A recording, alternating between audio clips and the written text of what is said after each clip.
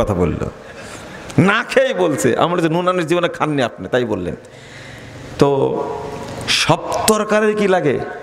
লবণ লাগে। ঠিক আমি বোঝানোর জন্য বলছি, মানহাজ এমন একটা জিনিস, শরীয়তের প্রত্যেকটি ক্ষেত্রে কি লাগবে? মানহাজ লাগবে। আপনি তাওহীদ বলবেন যে তাওহীদ আগে না মানহাজ আগে?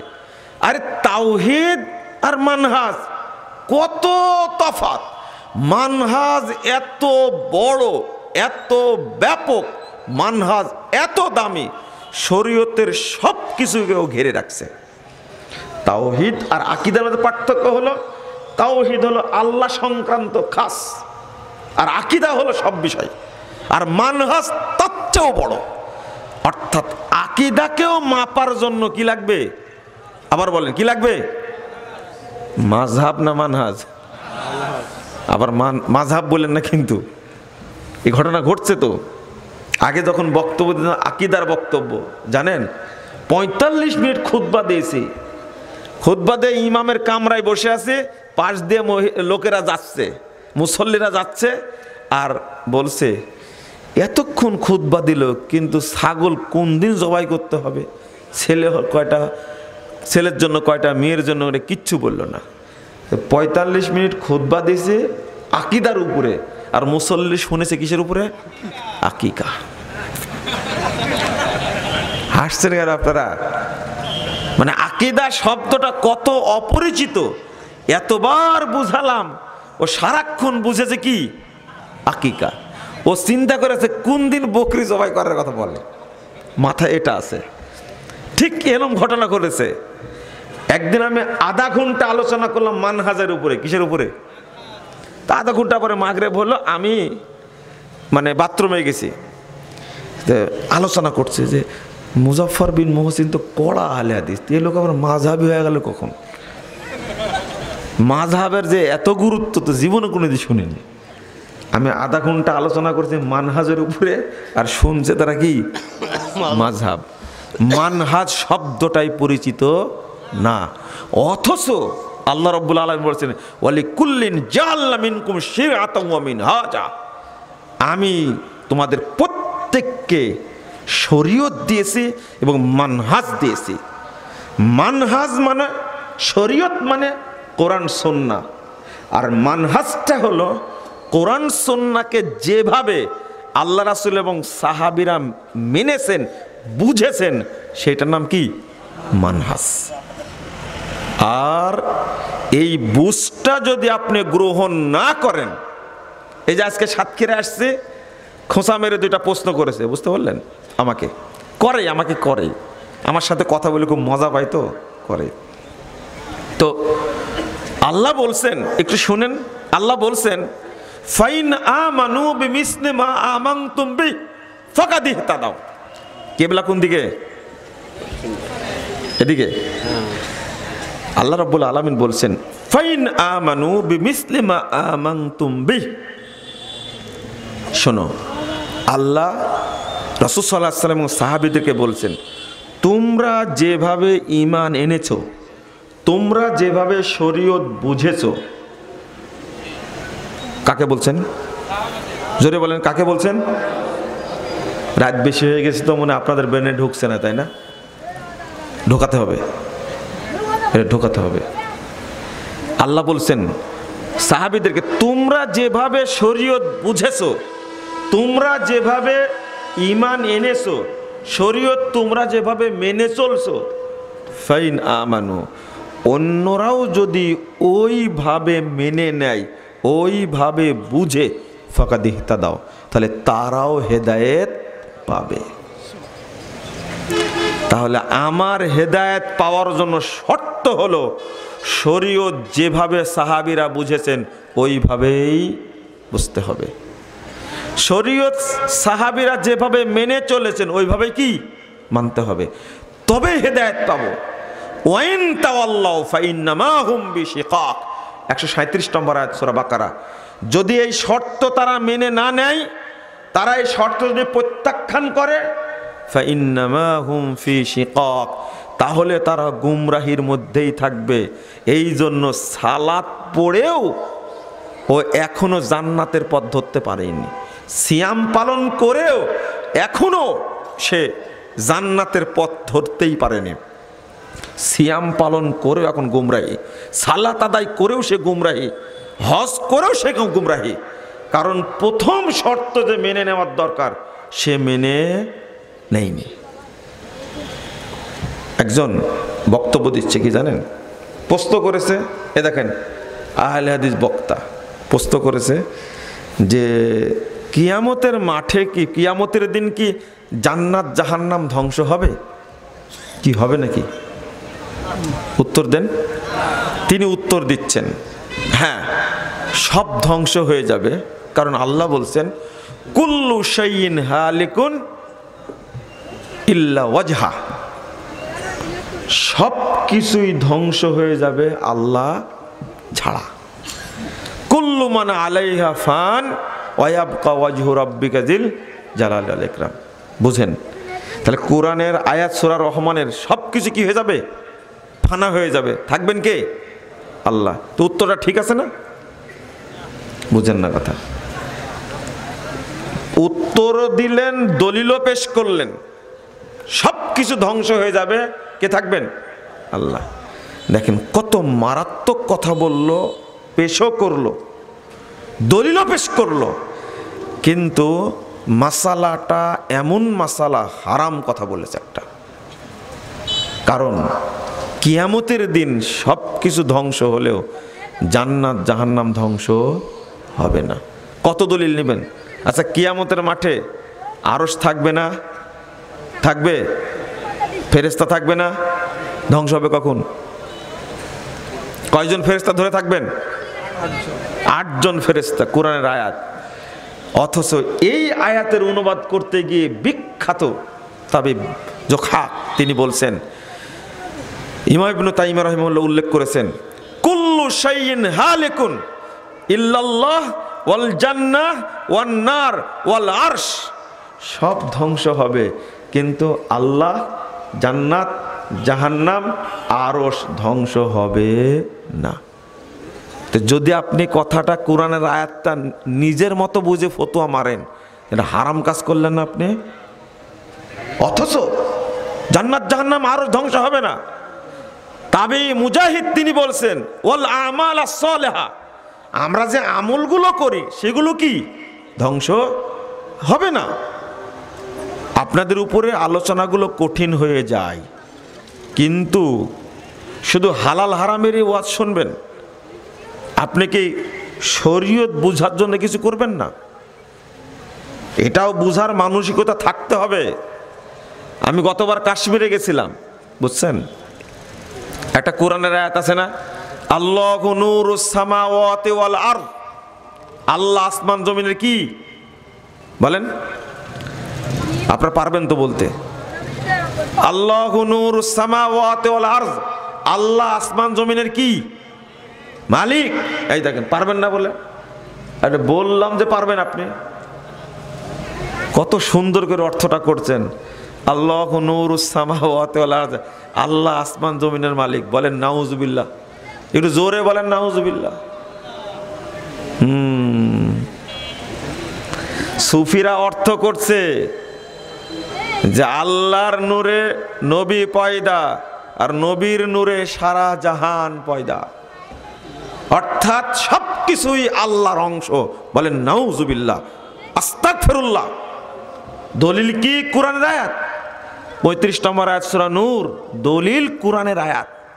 মানে সবকিছু আল্লাহর অংশ। ওই যে আল্লাহ বলছেন আল্লাহু নূরুস সামাওয়াতি ওয়াল আরদ। আমি কাশ্মীরে যাওয়ার পরে ওই ছেলেটা আমাকে বলছে যে একটা মসজিদ দেখা যাব আপনাকে, ও বলছে হযরত বাল মসজিদ। তা আমি বললাম যে চলো যাই। তো দেখতে গিয়ে মসজিদ দেখলাম, সব কিছু দেখলাম, আমি শুধু সাইনবোর্ড খুঁজছি যে কোথায় লেখা আছে হযরত বাল মসজিদ। তখনও কিন্তু আমার মধ্যে কৌতূহলটা ওইভাবে জাগেনি। খুঁজে যখন পেলাম না, তখন ও বলছে যে ভিতরে চলে না, এই জায়গাতে রাসূল সাল্লাল্লাহু আলাইহি সাল্লামের ওই 2-3 দিন বছরে আল্লাহ রাসূলের চুল দেখানো হয়। ও এই চুলের আগে হজরত বসে গেছে বালের আগে, এটা তো বুঝিনি। বুঝছেন কথা? বালের আগে কি বসেছে? হজরত বাল মসজিদ, মানে এখানে বাল প্রদর্শন করা হয়, এই জন্য কি নাম রাখছে কি হজরত বাল মসজিদ। আপনি কি ভাবতে পারছেন চুলের আগে কি বসাইছে? হজরত। এটা তো জানতেন না আপনারা কখনো। আপনারা জানতেন চুল মুবারক, তাই না? দান মুবারক। আগে ছিল শরীফ, কি ছিল? জুতা শরীফ, মাজার শরীফ, দরগা শরীফ, রওজা শরীফ। এরপরে ভার্সন যেটা আসলো সেটা হলো মুবারক। ঈদ মুবারক, জুমা মুবারক, দান মুবারক, পায়খানা মুবারক, পেশাব মুবারক উল্লেখ করেছে হুজুর সাল্লাল্লাহু আলাইহি ওয়াসাল্লাম। ফাজলাত পেশাব আর পায়খানা সব কুছ পাক হয়। এ তবলিগ জামাতের বইয়ের মধ্যে লিখছে, ফাজাইলে সাহাবা বইয়ের 39 পৃষ্ঠায় লিখছে। আল্লাহর নবীর মর্যাদার কারণে তার পেশাব পায়খানা সব পবিত্র। আস্তাগফিরুল্লাহ বলেন, নাউজুবিল্লাহ বলেন না। আপনারা মনে করছেন তাই পবিত্র? যুক্তি দিচ্ছে একজন, আপনারা বলেন কি? গরুর পেশাব পায়খানা, উটের পেশাব পায়খানা, ছাগলের পেশাব পায়খানা যদি পাক হয়, তাহলে আল্লাহর নবীর পেশাব পায়খানা কেন পাক হবে না? বলেন, আল্লাহর নবীকে কোথায় নামাইছে চিন্তা করছেন আপনি? কোথায় নামাইছে চিন্তা করেন। তো বা তো আমার সাথে তর্ক করছে লাগছে এইভাবে যে আপনারা বলেন কি গরুর পেশাব পায়খানা, উটের পেশাব পায়খানা পাক, আর আমরা বলি নবীর পেশাব পায়খানা পবিত্র, সব কুছ পাক হয়। তো এটা এত বড় অপরাধ হয়ে গেল। তা আল্লাহর নবীকে গরুর সময় মর্যাদা দিচ্ছেন না। আমি মনে হয় নবীকে অনেক নিচে নামাইছে আর নামায়েন না। দেখেন যুক্তি, উত্তর কি বলেন তো দেখি। যদি পেশাব পায়খানা পবিত্র হতো তো রাসূল সাল্লাল্লাহু আলাইহি ওয়াসাল্লাম কি ইস্তেনজা করতেন? হ্যাঁ, ইস্তেনজা করতেন? মানুষের দেহ, রক্ত, মানুষের গোস্ত হালাল না হারাম? হারাম। আর গরু ছাগলের গোস্ত হালাল। যে সমস্ত পশুর গোস্ত হালাল, সে সমস্ত পশুর পেশাব পায়খানা নাপাক না, কিন্তু মানুষের গোস্ত কি হারাম। বুঝেননি কোন জায়গায় ঠেলা দিয়েছে? ইন্নামা আনা বাশার, আমি মানুষ মাত্র, ইউহা ইলাইয়া। পার্থক্য এতটুকুই, আমার উপরে কি ওহী আছে, আমি নবী কিন্তু তোমাদের মতো মানুষ। পার্থক্য এতটুকুই। মিসলুকুম, যখন তোমাদের মতো। শোনেন, আল্লাহর নবীকে কোনোদিন ওরা মাটির মানুষ বলতে চাই না, আর তার পেশাব পায়খানাকেও অপবিত্র বলতে চাই না। খাওয়া যাবে, তারা ফতোয়া দিচ্ছে পেশাব পায়খানা কি খাওয়া যাবে। এর পরের ভার্সন আসলো কি জানেন? কি পরের ভার্সন? হযরত তো অনেক আগেই বলে ফেলেছি।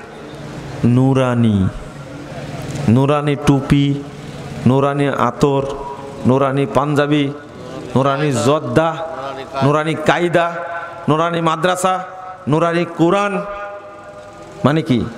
আল্লাহু নূরুস সামাওয়াতি ওয়াল আরদ। ওই যে, আরে ভাই তোমার চেহারাটা নুরানি চেহারা। হারাম। নুরানি চেহারা মানে আল্লাহর নূরের তৈরি করা। নাউযুবিল্লাহ, আস্তাগফিরুল্লাহ। দলিল আল্লাহু নূরুস সামাওয়াতি ওয়াল আরদ। আর আপনারা অর্থ করলেন আল্লাহ আসমান জমিনের মালিক। নাউযুবিল্লাহ। আল্লাহ এটা বোঝাতে চাইনি। কি বোঝাতে চেয়েছেন? আপনার সে রাসূল ভালো জানে অর্থ। ভাবখানা মনে হচ্ছে কোরআন আপনার উপরে নাজিল হয়েছে। কোরআন কার উপর নাজিল হয়েছে? রাসূল সাল্লাল্লাহু আলাইহি ওয়াসাল্লামের উপরে। কারা মেনেছেন আগে? সাহাবা কেরাম মেনেছেন আগে। তারা বেশি বুঝে না? উবাই ইবনে কাব রাদিয়াল্লাহু আনহু তিনি বলছেন, মুজাইয়িনুস সামাওয়াত, আল্লাহ রাব্বুল আলামিন আসমানকে সৌন্দর্যমণ্ডিত করেছেন। বিশ-শামসে ওয়াল কমারে ওয়ান নুজুম, আল্লাহ আসমানকে সুন্দর করেছেন সূর্য দ্বারা, চন্দ্র দ্বারা, তারকা দ্বারা। ওয়া মুজাইয়িনুল আরজ বিল আম্বিয়া ওয়াল উলামা ওয়াল মুমিনিন, আর জমিনকে আল্লাহ সুন্দর করেছেন নবীদের দ্বারা, আলেমদের দ্বারা, মুমিনদের দ্বারা। বলেন আলহামদুলিল্লাহ। আপনি অর্থ করলেন মালিক, আর আল্লাহ বুঝাইছেন নূরুস সামা আই মুনাব্বিরুস সামাওয়াতি ওয়াল আরদ। আল্লাহ আসমানকে সুন্দর করেছেন, জমিনকে সুন্দর করেছেন, আর আপনি কি বানাই দিলেন? মালিক বানাই দিলেন। তাহলে তফাৎ হলো না? কে বুঝালো আমাদেরকে এইভাবে? সব মিথ্যুক মুফাসসির বুঝাইছে, ওরা অর্থ জানে। সবচেয়ে আকাল হলো, কষ্ট হলো যাদের নাম মুফাসসিরে কোরআন, তারা আয়াতটা বুঝের জন্য যে হাদিস খুলবে, আয়াতটা বুঝার জন্য যে তাফসির খুলবে, এই যোগ্যতা কোনো মুফাসসিরের নাই। যারা তাফসির করে, মুফাসসির প্রচার করে, তাদের যোগ্যতা কোরআনের আয়াতের অর্থ কি এটা জানার জন্য যে হাদিস খুলে পড়বে। হাদিসে তো জের জবর নাই, তাফসিরে তো জের জবর নাই। তাফসিরে ইবনে কাসির, তাফসিরে কুরতুবি, তাফসিরে ফাতুল কাবির, তাফসিরে তাবারি, তাফসিরে মানে রুহুল বায়ান, তাফসিরে সাদি, কত তাফসির আছে। খুলে যে পড়বে, জানবে, তার যোগ্যতা তো নাই। সেটা নাড়া আরবি পড়তে জানে না। এই জন্য নিজে যেটা বুঝেছে সেটাই মারি দিছে। হারাম। আমি সচেতন করতে চাই, কিন্তু উল্টা আমাকে গালি দেয়। আপনি কেন নিজের মতো নিজে অর্থ করবেন? কত জায়গায় অর্থ করেছে। ফিহি রিজালুন ইউহিব্বুনা আন ইয়াতাতাহহারু আল্লাহু ইউহিব্বুল মুত্তাহিরিন। এত সুন্দর করে ব্যাখ্যা করছে 108 নম্বর আয়াত সূরা তাওবা। কুবা এলাকায় এই লোকেরা পবিত্রতা হাসিল করে, আর আল্লাহ তাদেরকে ভালোবাসেন। এই আয়াতের অনুবাদ করতে গিয়ে এত সুন্দর করে ব্যাখ্যা দিচ্ছে। এই তো পবিত্রতা হাসিল করতে হবে, পেশাব করার সময় আগে ঢেল নিতে হবে, তারপরে 40 কদম হাঁটতে হবে, কাশি দিতে হবে, একটু উঠা বসা করতে হবে, নাচানাচি করতে হবে, তবেই পবিত্র হবে। তখনই এই লোকটা আল্লাহর কাছে কি হবে? গ্রহণযোগ্য হবে। কত সুন্দর ব্যাখ্যা না? বুঝেননি মনে কথাটা? কত, এটা আল্লাহ তো এটাই বলতে চাচ্ছেন। এই আয়াতটা মনে হচ্ছে এই হুজুরদের উপরে নাজিল হয়েছে। আল্লাহর ভয় নাই। ভয় থাকলে কি এই কথা বলে যে মক্কায় যদি কেউ 2 রাকাত সালাত পড়ে তার নেকি হবে 1 লক্ষ গুণ বেশি, আর টঙ্গীর মাঠে যদি কেউ পড়ে তার নেকি হবে 1 কোটি গুণ বেশি। আপনারা নাউজুবিল্লাহ বলছেন, কিন্তু অন্যরা যে সুবহানাল্লাহ বলে চাঁদও আর ফাটা দেয়। শোনেন, এটা তো গেল। একজন প্রফেসরকে বলছি, আচ্ছা আপনি তো তাবলিগ করেন দীর্ঘদিন যাবৎ, আপনি শিক্ষিত মানুষ, আপনি কি এটা বিশ্বাস করেন যে মক্কায় সালাত পড়লে 1 লক্ষ গুণ বেশি নেকি হবে, আর টঙ্গীর মাঠে সালাত পড়লে নেকি হবে 1 কোটি গুণ? শোনো, হাসেন না আগে। এই প্রফেসর সাহেব বলছে আল্লাহ চাইলে তো দিতেও পারে। বলেন তো এর কি ঈমান আছে? এ কি মুসলিম? আমি বললাম যে নাউজুবিল্লাহ, আপনি বলে দিলেন দিতেও পারে। যে হ্যাঁ, দিতেই তো পারে। আল্লাহর ভান্ডারে কি অভাব আছে? খেয়াল করেনি, ও যে কাফের হয়ে গেছে খেয়াল করেনি। কারণ মক্কার উপরে যে টঙ্গীর মাঠকে গুরুত্ব দেওয়া হয়, এর কি মুমিন থাকে? ও এই ছেলে, এই যুবক ছেলে, তোমার ভাইরাস বক্তা এই ভুলটা ধরেনি কেন বলো তো দেখি? তুমি আজকে বাড়িতে গিয়ে মুখটা ভালো করে ধুয়ে নিবা, সাবান দিয়ে ধুয়ে, ফেস ওয়াশ মেখে ধুয়ে, চুনু পাউডার আলকাতরা মেখে একবার আয়নার সামনে দাঁড়ায় দেখবে তুমি কে। তোমার পরিচয়টাকে দেখবে যে আয়নার সামনে দাঁড়ায়। আমি যেটা বুঝছি, লজ্জা শরম একটু থাকার দরকার। এই যে এত বড় মিথ্যা কথা বললো, তুমি কোনোদিন তোমার হুজুরের মুখে শুনেছো এটা? কেন বলেনি? টঙ্গীর মাঠে গেলে হজের নেকি হয়, মুরব্বীরা বলছে, মহিলারা বলছে, পৃথিবীর সবাই, এই কানাগুলো সবাই বলছে। তো তোমার হুজুর একবারও লাইভে বলতে পারলো না এটা মিথ্যা কথা, এই নিয়াত করা যাবে না? তোমার যে ভাইরাস হুজুর, এত প্রিয় হুজুর, এটা বলে না কেন? কি হবে? ব্যবসা থাকবে না। হ্যাঁ, সাতক্ষীরার মানুষকে যেন ভালোবাসি, মাশাআল্লাহ। ব্যবসা থাকবে না, চটি পাটি গল হয়ে যাবে। আপনি কি জানেন এটা ইবলিস আপনার কি ক্ষতি করছে? এই যে শাবান মাস আসছে, চলছে না শাবান মাস, 15 তারিখে সিয়াম রাখবে আর রাত্রিতে ইবাদত করে মাজারে গিয়ে। আমি বলেছিলাম হিন্দুদের দুর্গা পূজার চেয়েও বেশি খারাপ অনুষ্ঠান এটা। তোমার লাগলো কেন? আমি বুঝায় দিয়েছি, কোনো হিন্দু দুর্গা পূজায় গিয়ে এত টাকা পয়সা ব্যয় করে না, সেখানে সুরমা মাখে না, সেখানে এইরকম খাওয়ার আয়োজন করে না। মুসলমানের বাচ্চা মুসলিম শবে বরাত পালনের নাম করে মাজারে গিয়ে কোটি কোটি টাকা সেখানে দান করে। এক রাত গুনার পরে দিচ্ছে 3 কোটি টাকা উঠছে। কোন পূজা মণ্ডপে দুর্গা পূজায় ওরা গিয়ে দান করে 1 লাখ টাকা পাওয়া যাবে? দুর্গা পূজা 7 দিন করার পরে পাওয়া যাবে? ফাইজলামি পেয়েছো তুমি? হিন্দুরা দুর্গা পূজাকে যত দাম দেয় তার চেয়ে কোটি গুণ বেশি মাজারে সাদকা করা হয়, দান করা হয়, সুরমা মাখা হয়। তোমার হুজুর কেন বলে না এই মাজারে যাওয়া মাত্র একজন ব্যক্তি কাফের হয়ে যাবে, দান করা মাত্রই, নজর নেওয়াজ দেওয়া মাত্র একজন ব্যক্তি মুসলিম কাফের হয়ে যাবে? তোমার ভাইরাস মৌলবি বলে না কেন এটা? শোনো, থামো থামো, এই ছেলে রাগ করে না, তোমাকে বোঝার জন্য বলছি। তুমি আমাকে প্রশ্ন করো, তোমার খুব মহব্বতের হুজুর, সব হুজুরের নাম দিয়ে এক এক জায়গাতে এক এক হুজুরের নাম দিয়ে প্রশ্ন করে, আমি তাকে খুব ভালোবাসি, কিন্তু আপনি তার সমালোচনা করেন কেন? আমি সমালোচনা করছি, তোমার হুজুরের এখনো মুখ ফুটে নিতে, যেন মুখ ফুটাতে চাচ্ছি।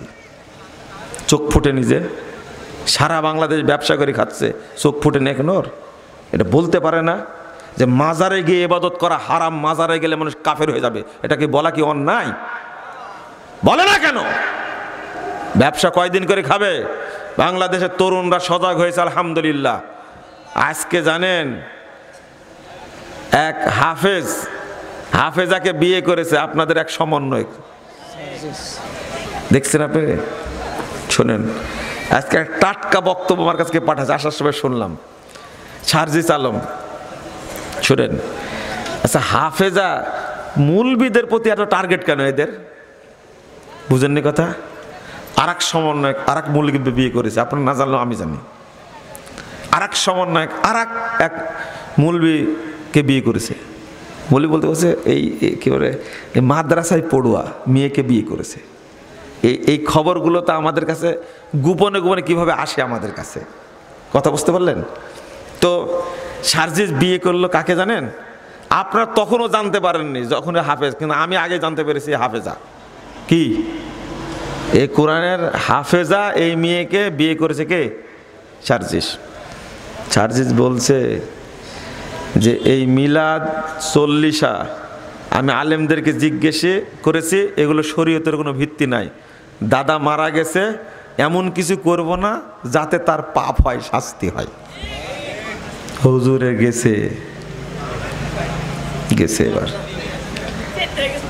একবার তানজিম হাসান সাকিব এক স্ট্যাটাস দিয়েছিল গতবার, মনে আছে আপনাদের? কি বিষয়ে?